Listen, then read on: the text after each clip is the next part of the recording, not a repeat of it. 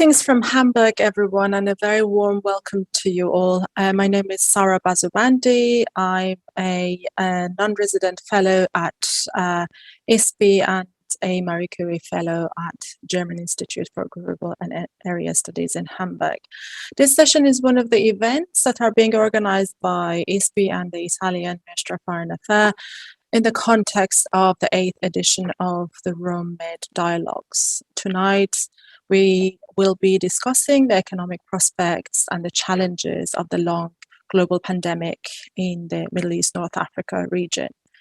Since the beginning of the pandemic, Middle East North Africa region, like the rest of the world, has been hit by several waves of spread and mutations of the novel COVID-19 virus. The number of incidents throughout the pandemic has fluctuated across the region, and the government responses have been dependent and limited by several factors such as access to vaccine, strength of the health system, etc.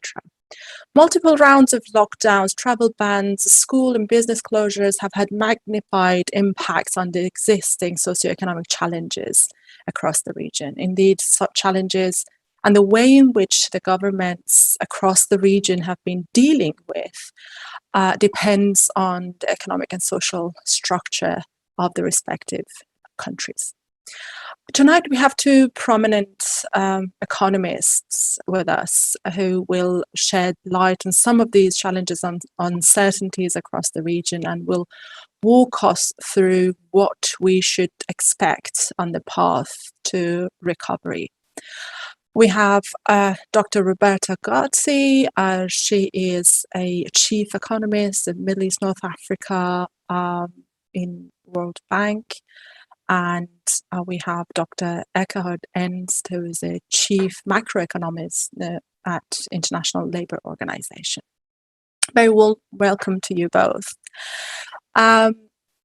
You have recently both contributed to several researches and very important work that your respective organizations have done on the region. For example, Dr. Gotti has been a contributor to the recent World Bank report titled How Economic and Health Fault Lines Left the MENA region ill-prepared for to face COVID. And Dr. Ernst have, amongst several other works, have been major contributor to two pieces of work that recently been published by the ILO, the International Labour Organization, titled Are Remittances Good for Labour Markets? And the next one, which has a more global approach, is titled World Employment and Social Outlook. So we are very delighted to have you both with us. And we're going to open the panel with giving both of you an opportunity to share your insight and your opening remarks with us. And then I'm going to use my privileged position as the moderator of this panel to direct the discussion to delve into more detailed aspects of the overall topic that we're going to cover. If it's okay, we're going to start with you, Roberta, if I may, and the floor is yours. I believe that you both have some slides to share with us. Please go ahead. Thank you, Dr. Bazubandi, and thank you, ISPI, for the opportunity to discuss this very important topic. Let me try to share my screen and see if I can do that effectively. Let me go to presentation mode. And then I hope at this point you only see one slide. Yes, that's correct. And Dr. Bazubandi was referring to this World Bank report that we recently published, and is titled Overconfident, How Economic and Health Fault Lines Left the Middle East and North Africa Prepared to Face COVID. And I thought that nothing could be more pertinent to a discussion on the prospects of the region in times of long COVID than zooming in on health. And so this is what my few introductory remarks will be about based on this report, which is a joint co-authorship of a number of authors from the MENA Chief Economist Office at the World Bank in collaboration with other academics. we are living in a time where health has a tremendous impact on everything and also on the macroeconomy. For the microeconomists in the audience, you might have faced, like myself, a lot of frustration in the past in trying to find how to measure and estimate the productivity impact on health. And we are at a time where this productivity impact is more and more evident. And we even find it in cross-country regressions staring us in the face. So what you see here in this first graph that I put in front of you is that a negative and significant relationship between the positivity rate to COVID, which we take to be a proxy of the capacity of health systems, vis-a-vis growth adjustments, and these are downgrades in growth forecasts around the world as the pandemic progressed all the way to the end of 2020. So if we find these relationships in cross-country data, you may be sure that you will find it somewhere else. Now, we are working on the MENA region, and we wanted to zero in particularly on the region, not to evaluate the performance of the region vis-a-vis managing the pandemic, but to try to understand the determinants of something that we all understand to be fundamental now, which is preparedness of health systems. And spoiler alert, what you heard already from the title is that a variety of factors have come together to determine ill preparedness and lack of awareness of this lack of preparedness in MENA. So let me go one by one across these factors. The first one that we put forth is an hypothesis that many of our countries suffer from something that we call fiscal myopia. In the past 10 years, the MENA region was the only one where government expenditure as a share of GDP went up in the world. It turns out, however, that rather than being directed to global public goods of global interest for the citizenship, the wage bill continues to weigh very heavily in the distribution of government expenditure in MENA. And what you see on the right-hand side of this graph is just a summary statistics, which is like the ratio of public health expenditure over the public sector wage bill in countries around the world. You see the MENA region countries highlighted in red, and you see that they are all below the fitted line. That means that these are below where they would be expected, where they would expect it to be vis-a-vis their levels of income. It turns out that even when we look within health, what is the least financed is core public health functions, the public goods, such as disease surveillance, immunization, disease prevention. So what happens from this chronic underfunding of public health is also shifting of the health expenditure burden to families. And what you see in these graphs, in these red, orange, and green bars, are the shares of public expenditure that is covered by government transfers in red, and notably in orange, the coverage of health expenditure that is shifted onto families. In a country like Egypt, that share is 60%. This is both unfair and inefficient because it tends to burden the most disadvantaged families. And it's inefficient because it pushes the risk without diversification onto a broader pool directly into the families. Now, here I gave you some sort of quick evidence on the idea that because of fiscal myopia, health systems in MENA have been underfunded. So what's going on the demand side, meaning on the demand for care? We all know very well that the MENA region is a very young region. This is a tremendous fortune for the region and an asset that the region should build more upon. So if we look at some various measures of health of the population, we find that at first glance, the health of the population in MENA seems to be quite good, and at least better than we would expect. This is what you see in the left-hand side of this graph in the red dots for MENA, which are mostly below the fitted line vis-a-vis income. That is, the countries in MENA seem to be doing better than countries with similar levels of income. But as soon as we control for age and we sort of compare apples with apples, that is, we account for the fact that overall the MENA population is younger, the picture changes. And on the right-hand side, what you see is that the MENA countries, once we control for the age composition, they tend to be mostly above the fitted line, that is more unhealthy than comparator countries. So when you put together a health system that is underfunded and potential high demand for care, you end up with a system that is overburdened. And these are data from a pulse survey of the WHO that shows a significant burden on health staff, cancellation of elective care, changes of treatment policies, and insufficient protective equipment available for staff. And this is in the MENA region.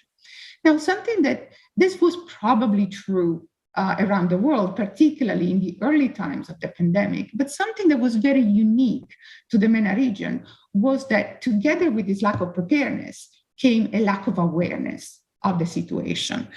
And what you see in this complicated traffic light type set of tables is the comparison between two indices. One, the Global Health Security Index, which is an external evaluation of items of preparedness and capacity of health systems, and self-reported measures by health authorities on measures of capacity. And what you see on the right-hand side of these tables is that when you take the difference between one and the other, and you clean out for the fact that, richer countries might have both better capacity and better awareness of their data systems, you find that countries in MENA tend to be systematically overconfident, over-optimistic about their ability to have surveillance capacity, their information sharing within the health systems, their capacity of the system to expand, and also the existence of regular planning exercises. So there might be many reasons for this, but let me conclude on one that is very MENA unique, which is the lack of data and the lack of access to data. And when we look at 9 indicators that seem to be essential for the effective management of this crisis, we find that these 9 indicators that range from something like measurement of deaths in civil registration to being able to distinguish the function of public health expenditure. These data are missing or not reported, not accessible for half of the countries in MENA, no matter their level of income. So let me conclude here with just a summary of these points that I hope we'll have a chance to discuss more in details later. First of all, in times of long COVID, I felt it was important to focus on a sector that tends to be overlooked, particularly by macroeconomists, and this is health. And we know that now the link between health and the macroeconomy is dramatically a two-way one. What we find specifically for MENA in this work is that MENA countries were overconfident about the preparedness of their health systems on the eve of the pandemic. And we trace back this overconfidence and lack of preparedness to a set of socioeconomic trends that have shaped the social contract and the economies of the region in the past 10 years. And they have to do with fiscal myopia, and so how fiscal spending has been treated. They have to do with the demographic evolution of the region, but also with an epidemiological evolution in the region, which is less rosy than we would expect. COVID brought about a stress test. And although there are many important recommendations on how health systems can be shaped and reformed, we would like to really highlight the importance of data openness and transparency as a way to get a pulse of the situation and being able for policymakers to make a difference based on evidence. So let me conclude here these introductory remarks, and I look forward to the conversation that we'll have today. Thank you. Thank you very much, Roberta, for your input. You touched upon a very important and quite a long list of factors that I would like to pick on in our later conversations. The impact that the high wage bill across the region has had on health expenditure is one of the most important points that I really picked up from your presentation and very rightly observed. The share of expenditure in health expenditure in the total household expenditure, the existing social contract, and how it forms these relationships between the states being the provider of the public good and the citizens being the beneficiaries of it, and the expectations that exist from the states to protect the citizens. And this a very well put explanation by yourself that the stress test that put this COVID pandemic put on the region, other factors like demographic evolution and so on and so forth. So there is a very long list of issues. Unfortunately, each and every one of them deserve a panel on their own. So we won't have time to discuss all of those, but we'll do our best to delve into them a little bit deeper. So let me welcome now Eckhard into this conversation. The floor is yours. Thank you. Thank you very much, Sarah, and thanks, ISPI, for inviting me. Let me also try to share my screen now to share some insights. So actually what is really interesting that Roberta and myself, even though we haven't really talked to each other beforehand, we managed to be quite complementary in our opening remarks. So I wanted to share a bit more like the labor market challenges and some long-standing challenges that the labor market is facing in these countries, and how they have been essentially multiplied through the crisis, and give you some of the perspective that we have at ILO with respect to what needs to be done on the way out. So first of all, I mean, I guess one point that Roberta touched upon a bit, and where I would like to kind of more fully put the light on is obviously the lack of full use of labor resources in the entire region. So skills mismatch is one big thing. Roberta mentioned already the high share of public sector employment, which is a key reason why, in a sense, the private sector is not as dynamic as it could be, and the skills mismatch is in a sense related to that, because often young people are pushed into educational streams, especially higher educational streams, that open opportunities for them either to join the public sector or to migrate out of the region.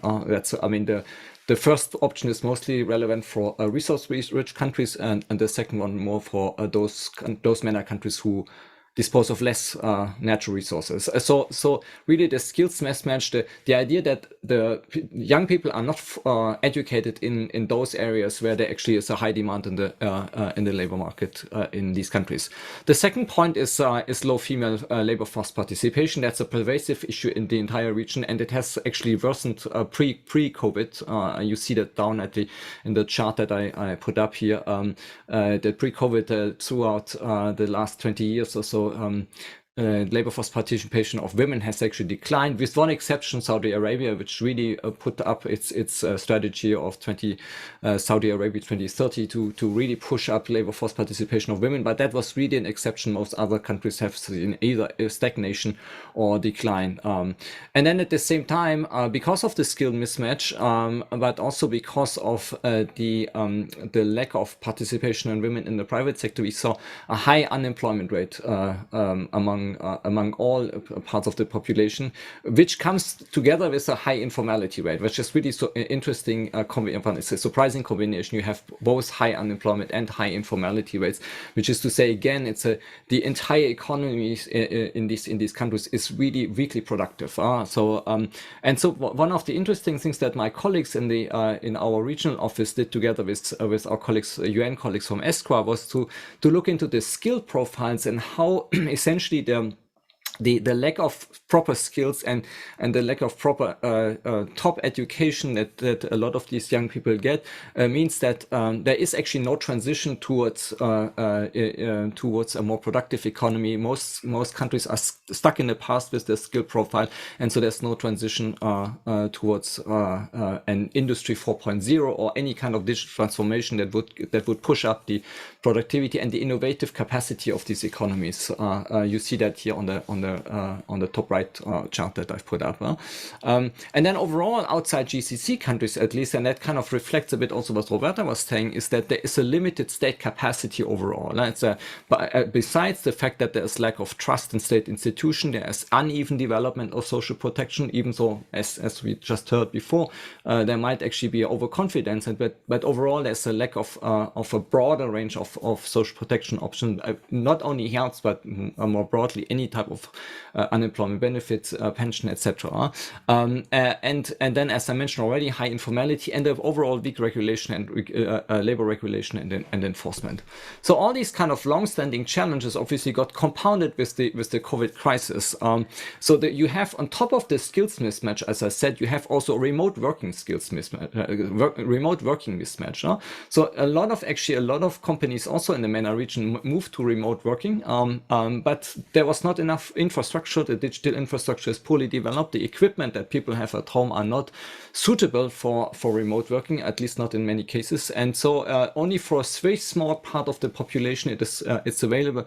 My colleagues from ESCWA did some estimates and showed how more important remote working was actually for companies. Over 80% at some point during the high days of the pandemic in end of 2020, early 2021, where companies were looking for remote opportunities. Interestingly enough, maybe not that surprising, but female labor supply was less affected. Was obviously already down or very low before the crisis. Was somewhat less affected. There was a further drop in female participation rates, but less than for men. But nevertheless, the joblessness shot up as well. So the overall supply of women in the labor market decreased, and moreover, most of it actually turned out into temporary employment. So a lot of employment, regular employment, was moved into temporary employment, so created further uncertainty and stress on the labor market for these people. And then, so interestingly, some new protection measures were introduced. So you see that on the right chart. So our colleagues from the Social Protection Department did some estimates, at least in the first half of the pandemic, what kind of measures were instigated. Not only healthcare, actually healthcare was surprisingly small part of these new measures, but in-kind and cash transfers were kind of important measures to provide support for those people who are at the brink of falling into poverty. But these often were emergency measures funded by donor money, and so there's no funding sustainability. And because of the overall weak state capacity, these measures are likely to run out or have already run out as we are talking now. And so. A lot of people actually moved further into informality. One of the key characteristics that MENA countries had, in comparison, including with other low and low middle income countries, and very much in comparison with advanced economies, is that MENA countries actually relied much less on lockdown measures than other countries. And so a lot of people did manage to move into informal employment rather than kind of dropping out of the labor force altogether.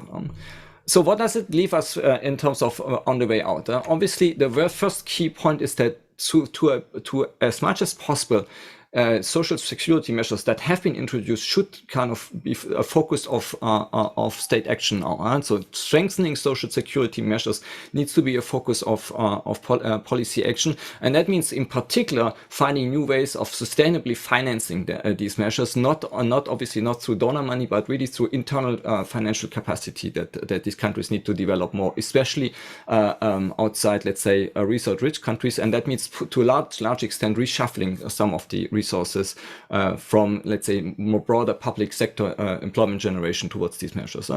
Second key point, and as I said, Saudi Arabia actually focused on this, and other countries should definitely follow this, is raise labor force participation, in particular for women, by encouraging, obviously, female participation through, for instance, better educational policies, better care facilities, etc.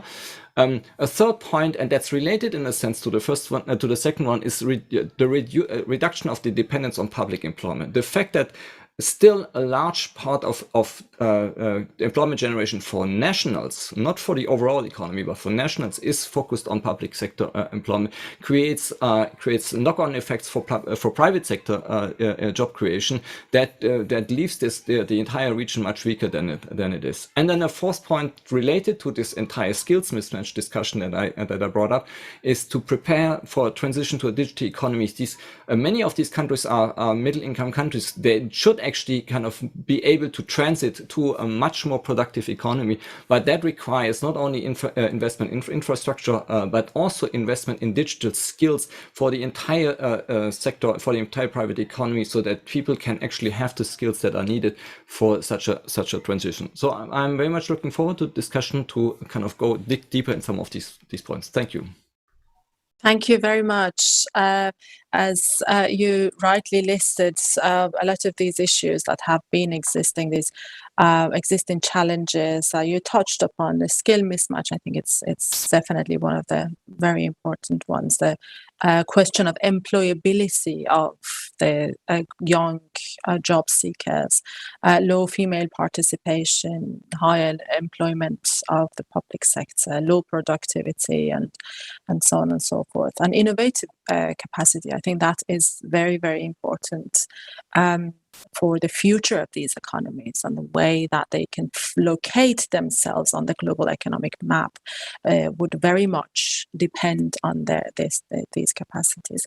You also touched upon the question of infrastructures, and it reminded me of the story of my own life working from home in Hamburg, and the unreliable internet problems that sometimes we experience even in Europe.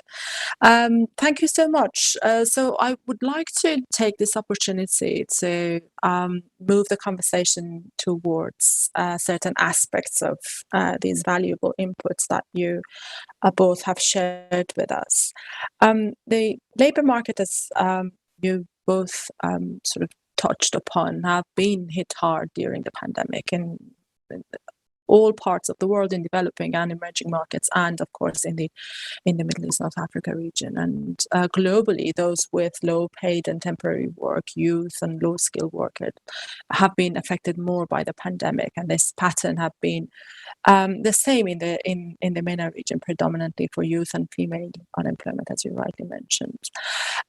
In your one of the reports that you shared, Eckhart, which focuses on the impact of remittances, you acknowledge that measuring labor demand in most low and middle income countries is complicated by the fact that informal employment is widespread and hides the true amount of underemployment. For years, the studies have shown that the role of informal economy, informal sector, has been quite significant across the region. So how do you think this pandemic will affect that? What are the likely post-pandemic impacts on the informal sector? Are we likely to see in the path towards recovery more people falling out of jobs and trying to find means of economic survival in the informal economy, or there are some basis, at least, for policy initiatives that would overcome and would address this issue? Well, let me just first stress maybe to say that, I mean, working in the informal economy is not dropping out of the labor force. I mean, these people are employed, at least according to our, let's say, statistical definitions. The difference is that they often face much harsher working conditions. They have less protection in terms of employment contracts, in terms of social security, in terms of minimum wages, etc., or also in terms of social dialogue. So I think that these people are employed, they're actually working very hard often, and not benefiting from any regulation.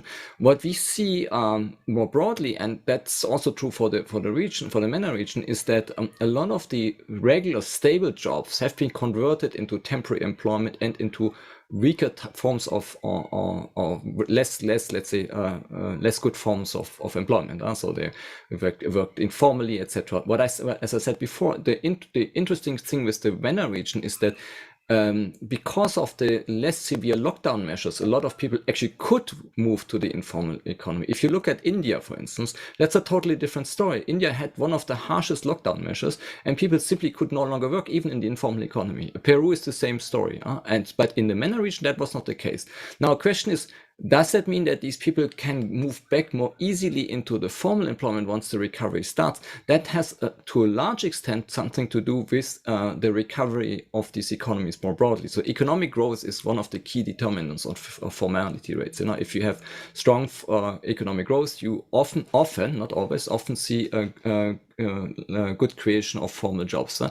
But that also requires, as we said before, that if additional economic growth is not being used to create more public sector jobs, it should really be used, for instance, for creating, for improving infrastructure, for improving educational system, rather than just kind of trying to get these people off informal jobs and off the street into the public sector. Thank you so much. Roberta, let me come to you. You both have mentioned that the public sector has been traditionally the main respondent to expanding labor force, i.e. The main provider of much needed jobs for the populations across the region have been the government sector. And this had major budgetary consequences. Government salaries absorb a big chunk of the government budgets across the region. And findings of your research, that your recent work shows that spending on health is overshadowed by a large public sector wage bill. At the same time, as Eckhart mentioned earlier, there is the question of low labor efficiency, which is unresolved across the region. So what does the region need to do to address these issues? Thank you, Sarah. As Eckhart was speaking, I was thinking that all these different elements that we are highlighting, high public employment, which in the MENA region in the past 20 years was the highest in the world at 25%. Low productivity of jobs, and Eckhart already spoke about how pervasive informality is. Low investment in public goods. And in some countries also a concomitant increase in high public debt. They all speak to different aspects of the social contract in MENA, a social contract that now is bursting at the seams.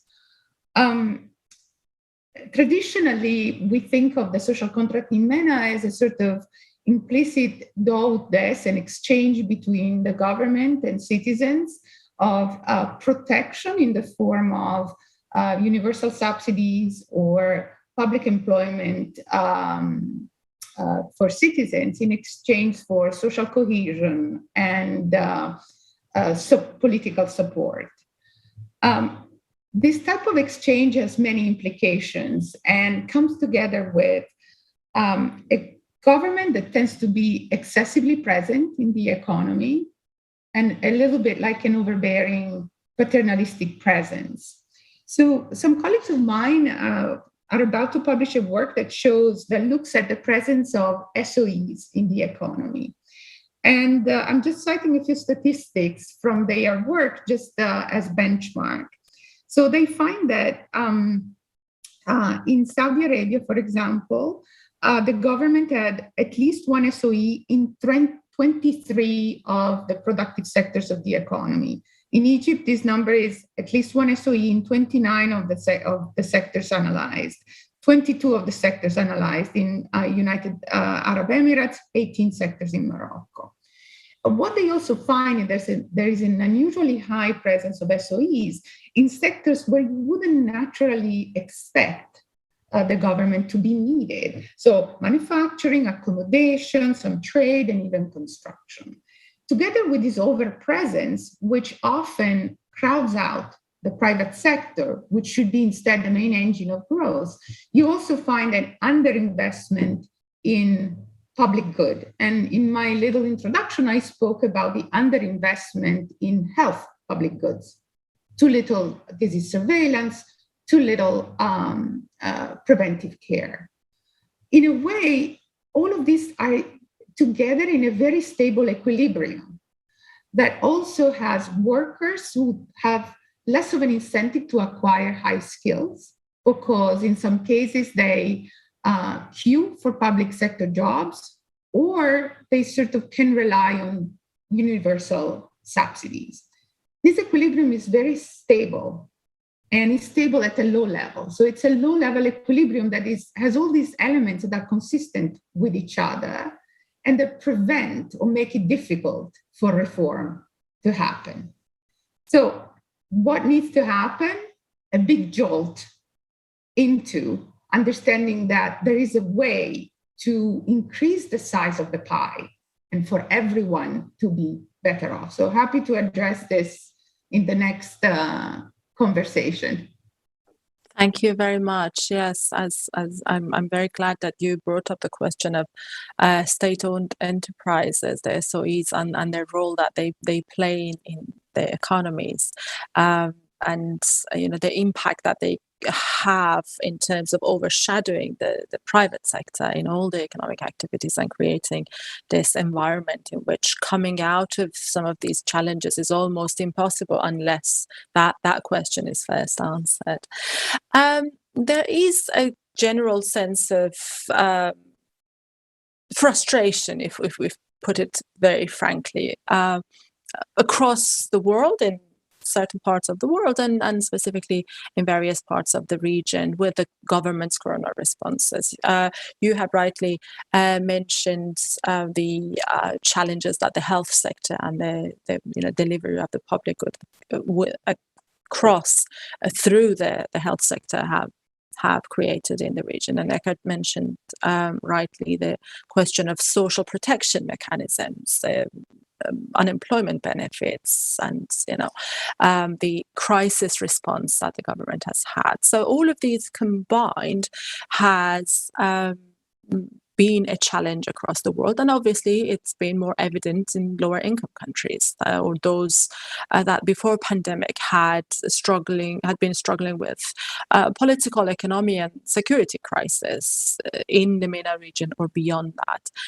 In these cases, there have been a visible loss of trust in government institutions, the question of social contract, as you rightly mentioned, and how it's likely to be affected, and it will probably be affected, and the capacity to respond to various aspects of the COVID crisis. Now, I would like to raise this question to both of you, and perhaps we start with Eckert this time. But it's the same question, and you could approach it in whichever way you wish.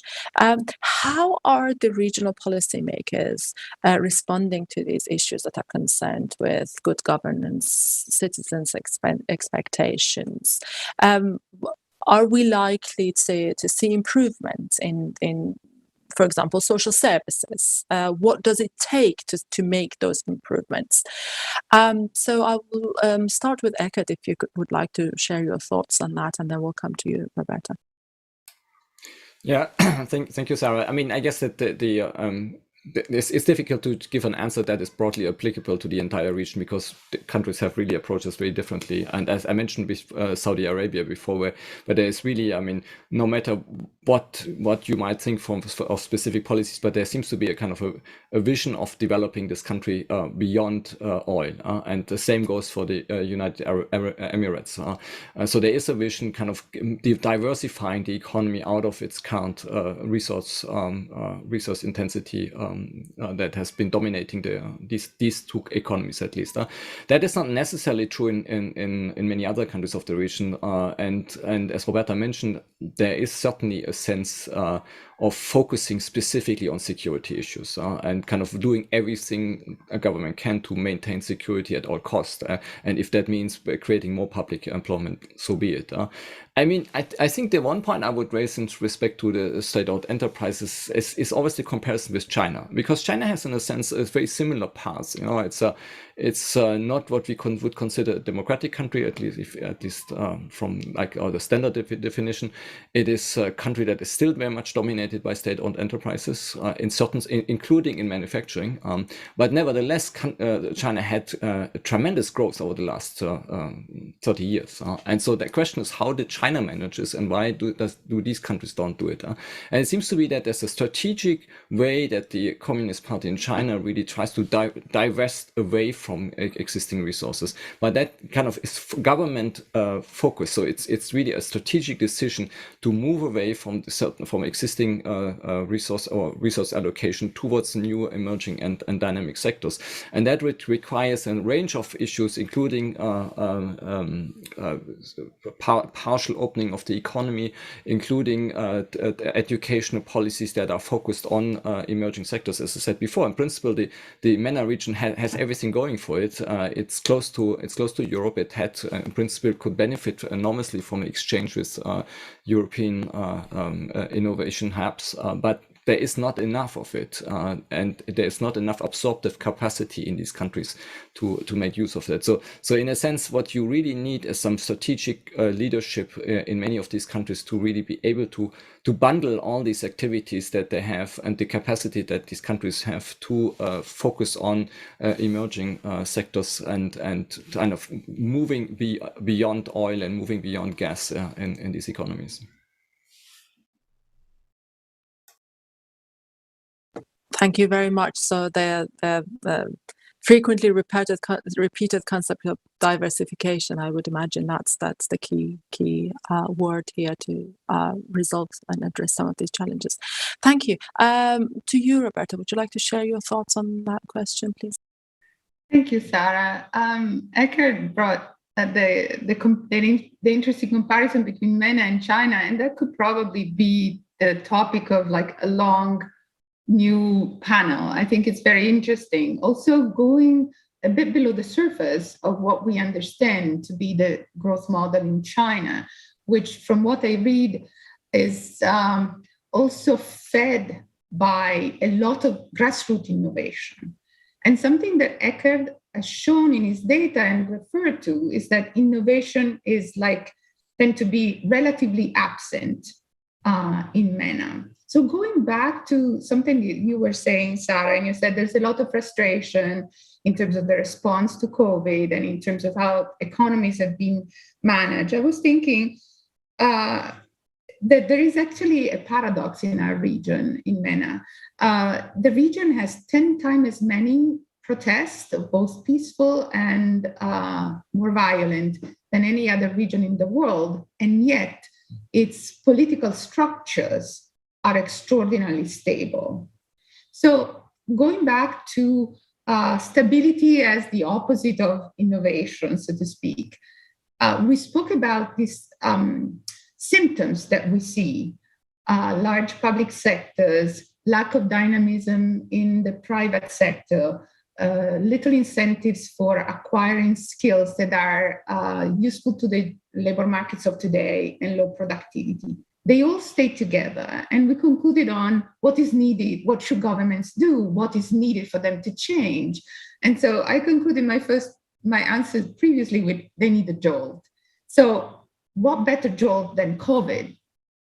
And so the literature of the political economy of reforms shows that crises tend to be an ignition for reform. So the question that still stands is whether this is going to be a sufficient ignition for transformational reform in MENA. So some countries are leading the way, and Eckert already spoke about how Saudi Arabia is leading the way on many fronts.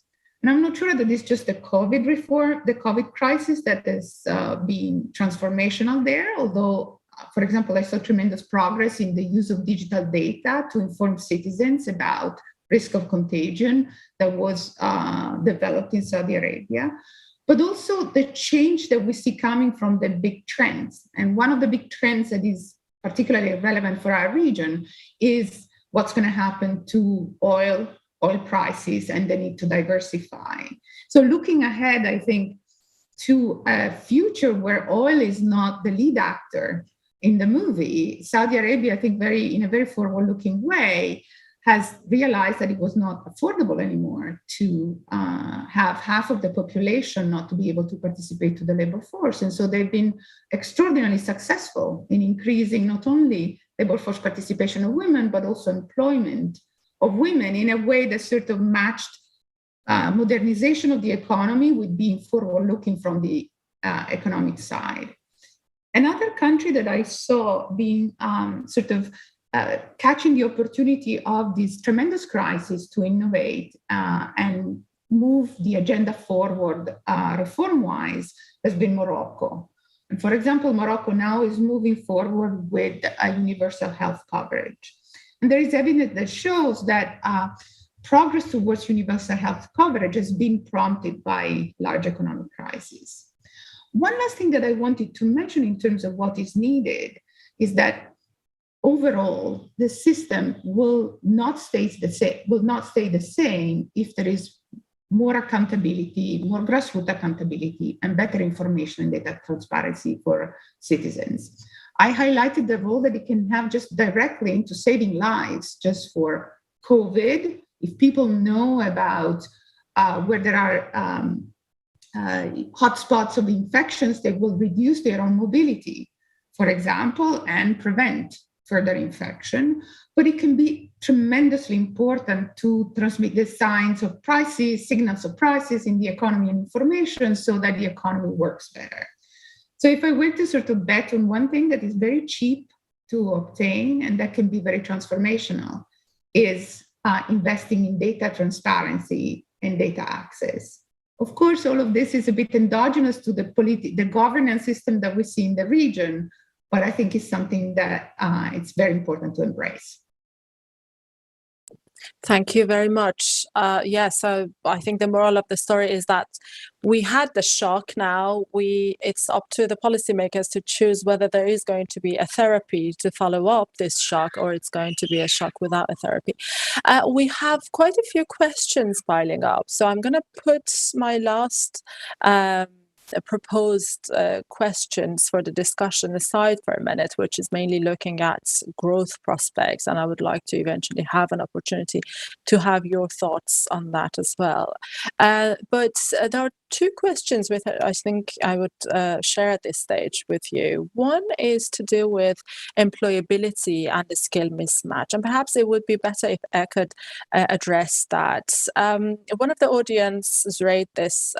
What would be your policy recommendation for overcoming this policy mismatch? And I'm going to go ahead and share the second question, perhaps to Roberta, so she could have some time to think about that. How can the role of the private sector in the region be improved? Which reforms are required? So these are very sort of direct to the point, feasible policy recommendation questions, and I thought it would be very useful if we could have your thoughts on those at this stage. Thank you. To you, Eckert.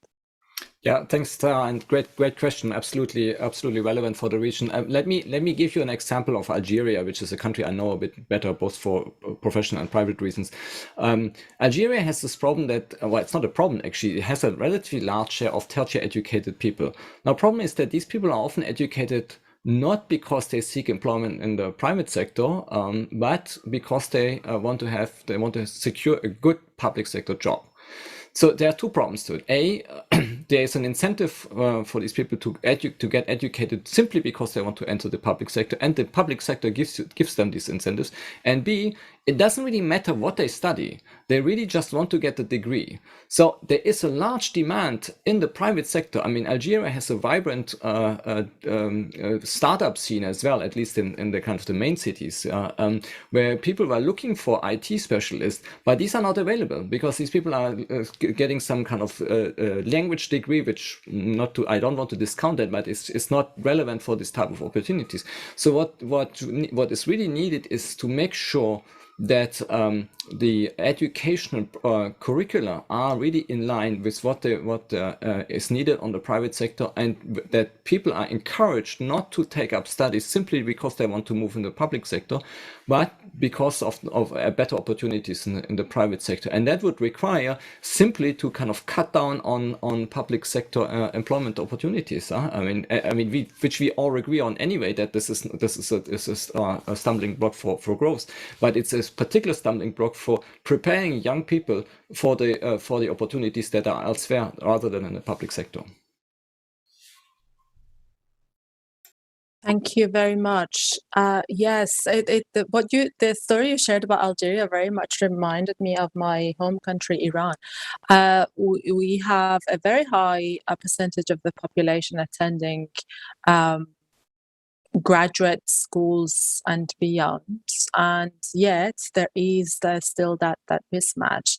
I think it also goes to the of course, as you rightly mentioned, the curriculum, the education sector, and the perception as well, perhaps the perception of what sort of job a person is expected to have. And that's not only specific issue to the MENA region, perhaps it goes beyond that.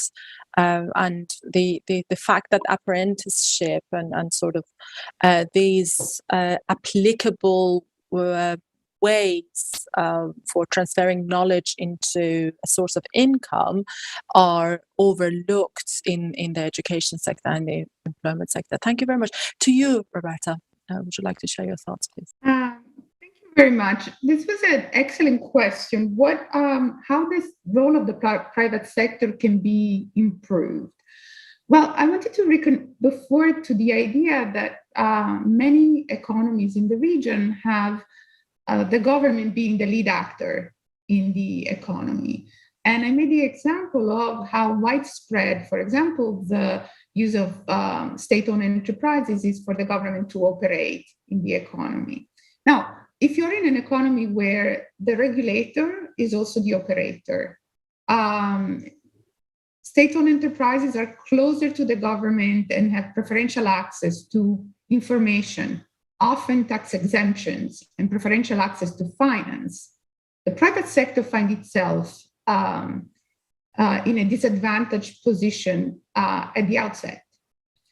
Also, the private sector ends up developing itself under this shadow that the government casts, and there is more incentive for this private sector to develop closeness to the government and to develop ties to the regulators to have preferential access as well to inputs and resources.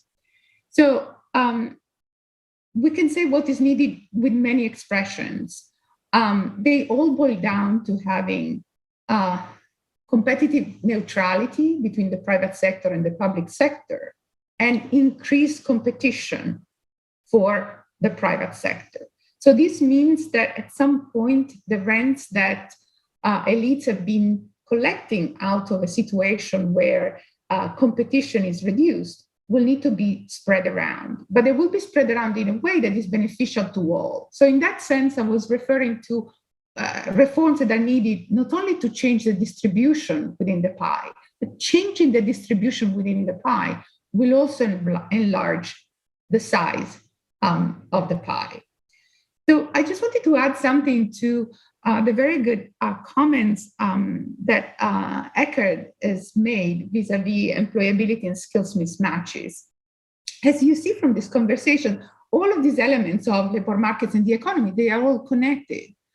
And so the employability and the skill mismatch problem, I felt that Eckert's answer was so good because it really highlighted how the behavior of the public sector and behavior of the private sector are connected, and also how building skills is not just a question of education systems, but it's a question of signals that come from the labor market and incentives. If I may put a pitch again for something that we find being a constant throughout, is that also the transmission of the signals. What are the returns to education? What is the information that children and families have about making choices is also very scarce in the economy and in schools.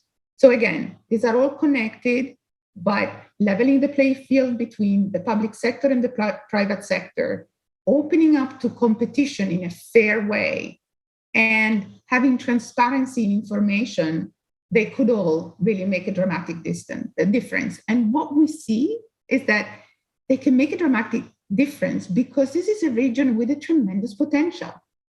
People are young. It is close to core markets that can really draw a lot of export-led growth. It's resource rich. So it has all the core structural determinants to do really well. It's just not making the best of its potential so far. Thank you very much. You very eloquently touched upon the question of transparency of information a few times in your remarks. And I think what goes behind that is the perception of sharing information, first of all, the two-way flow of information between the citizens and the states, which is different by definition than what in a more developed economy or in more developed democracies exists. And also, frankly put, the question of corruption and addressing the question of corruption in labor markets, in efficiency of the labor force, in all aspects of the challenges that we talked about. This remains one of those unchanged factors that is the big elephant in the room, and until it's not really dealt with, none of those important potentials that the region has can be fully explored. So we have about 6 minutes to wrap up. I would like to close this with an open question to you both. What is the prospect of growth? Because we talked about all of these factors, and ultimately what all of us, whether from the region or outside of the region, are keen on learning is what would be the economic environment in the period to come. And one of the key determining factors of that prospect is, of course, growth. So how would you see the prospect of growth across the region? And maybe we go in reverse order this time. Roberta, you start, and then we end with Eckert. Thank you. Thank you, Sarah. I realize that making predictions is very difficult, especially about the future. So rather than thinking about numbers, I like to think about strategies for countries to navigate these difficult times successfully. So what I see in the region is that the pandemic has brought to bear this idea that uncertainty has increased, that risk is there to stay. And it compounds with other risks that are very important and pertinent for the region, particularly climate change. So we're in an environment of increased uncertainty, but there is one certainty that we have is that oil will not have in the medium to long run the same role that it has had so far globally. And part of our region is highly reliant on oil. So there is a realization that we already see in the 2030, 2050 strategies that there is need for countries to diversify and to green their economies. Now, if we think closer to today and in the sort of medium-term environment, the challenge that I see for our countries is to navigate the difficult margin between the short-term emergency needs and the medium-term needs for structural reforms. So right now, we are in a moment where we're still not out of the pandemic.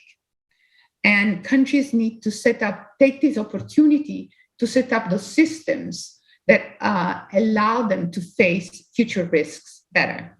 And I would focus at least on two elements, building resilient health systems and building resilience and adaptive social protection systems. For the medium run, however, none of this will be affordable unless these economies start to grow. And if we think about the increase of the public debt that we saw in the region, in 1 year, the average public debt of the region went from 46% to 54%. And now the public debt to GDP ratio is 93% in oil importing countries. So the macroeconomic challenge is real, and there's no better way to resolve potential issues of sustainability of debt than to grow out of it. So in this sense, I think that structural reforms are fundamental to pave the way for a good recovery. And the structural reform will need to be bold, and they will need to be inclusive, and they will need to be green. Now, what each country needs to do will depend on the initial point, how hard it has been hit by the pandemic, and how much consensus policymakers can have to really make the step of increasing competition and generating a competitive neutrality between the public sector and the private sector. And eventually, and here I conclude, to really change the rules of the games of how the public sector engages with the private sector. Not as the actor that invests in the economy only, but as the steward and regulator that facilitates good functioning of the economy. Thank you. Thank you so much to you, Eckhart, without any delays.